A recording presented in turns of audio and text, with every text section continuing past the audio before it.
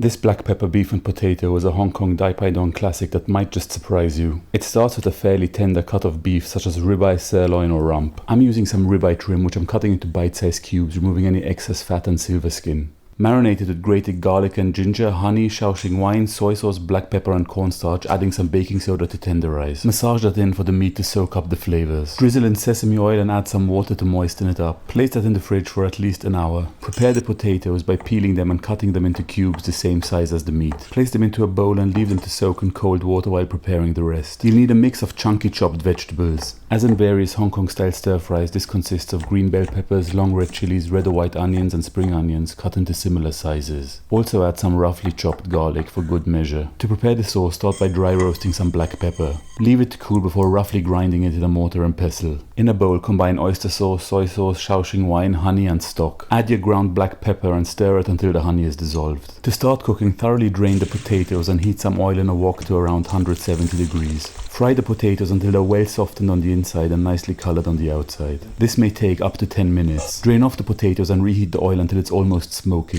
Chuck in the beef to sear it in the hot oil for around a minute. Keep it in movement and don't cook it for too long if you want it to remain pink on the inside. Drain it off and chuck it in with the potatoes. Empty out the wok and give it a quick wipe. Let it heat up again before adding a splash of oil. Go in with the vegetables and toss them around for half a minute or so until they're just slightly softened. Now chuck in your pre-cooked beef and potatoes. Toss them through before adding all of the prepared sauce. Leave it to reduce and coat the ingredients no more than a minute longer for the beef to remain juicy. Pile it up on a plate and garnish with the chopped spring onion greens. This is such a beautifully balanced stir fry. You have juicy beef, soft and fluffy potatoes with crunchy vegetables and a really nice and savory sauce.